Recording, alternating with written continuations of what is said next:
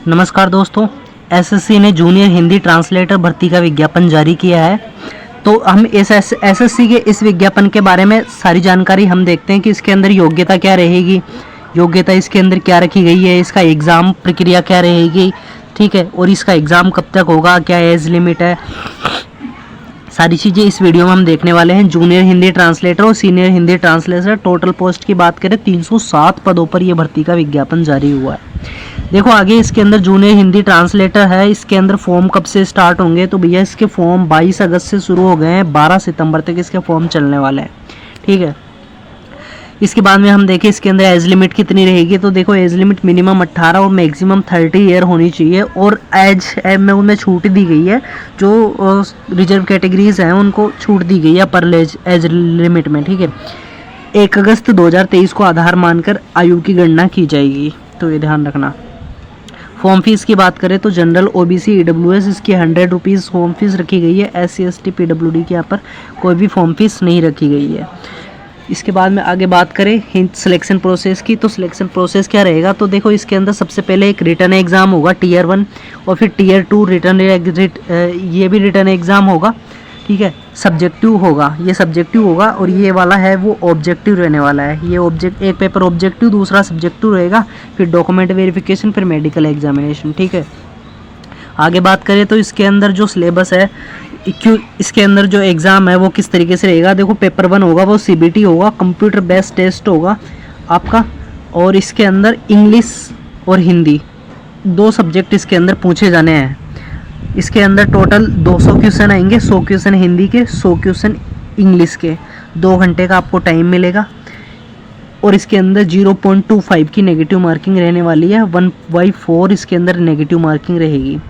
तो ये CBT 1 हो गया, और इसके बाद में पेपर 2 होगा, या डिस्क्रिप्टिव टाइप का होगा। इसके अंदर क्या पूछा जाएगा, बेसिकली आपसे ट्रांसलेशन और ऐसे पूछा जाएगा, ट्रांसलेशन और ऐसे पूछा जाएगा। ये भी 200 मार्क्स का होगा पेपर, और इसके लिए भी 2 घंटे का टाइम दिया जाएगा आपको, ठीक है।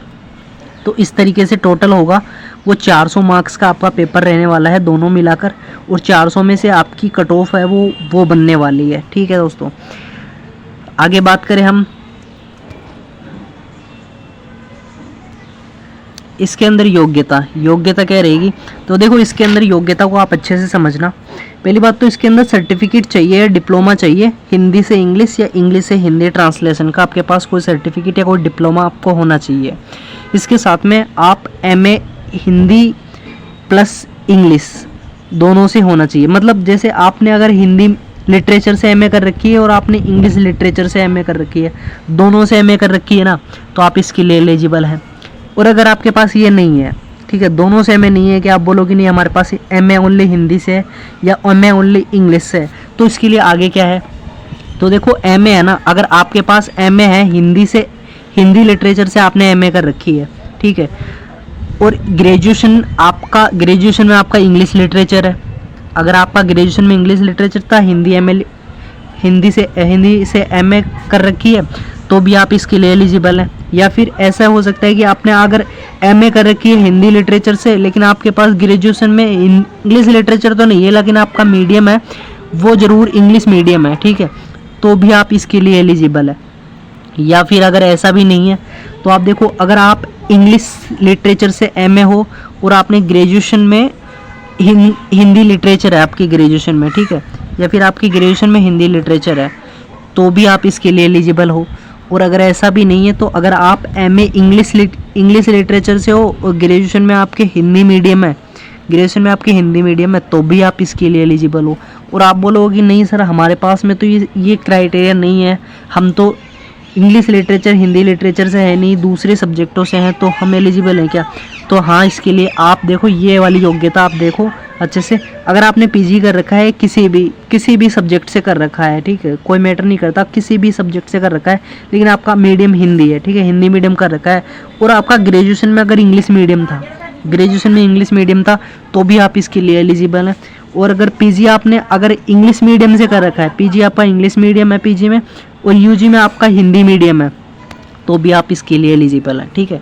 तो ये आपकी एलिजिबिलिटी क्राइटेरिया थी, इसको आप ध्यान में रखें। अब आपकी बात करें कि इसके एग्ज़ाम है वो कब होने वाला है, तो देखो एग्ज़ाम है ये अक्टूबर में प्रस्तावित है, अक्टूबर में इसके अंदर 100% इसका जो CBT है वो अक्टूबर में होने वाला है, ठीक है। तो ये थी सारी जानकारी। आप चैनल को सब्सक्राइब कर लेना और इसी तरीके की सारी जानकारी मैं आपके लिए लेकर आता रहता हूँ। किसी भी भर्ती का कोई नोटिफिकेशन हो, कोई एडमिट कार्ड हो, किसी भी भर्ती का कोई ज्वाइनिंग प्रोसेस हो, वो सारी जानकारी मैं इस वीडियो पे लेके आऊँगा, ठीक है। तो आप चैनल को सब्सक्राइब कर लेना, इस चैनल पे लेके आऊँगा, है ना। ओके दोस्तों, थैंक यू। जय हिंद, जय भारत।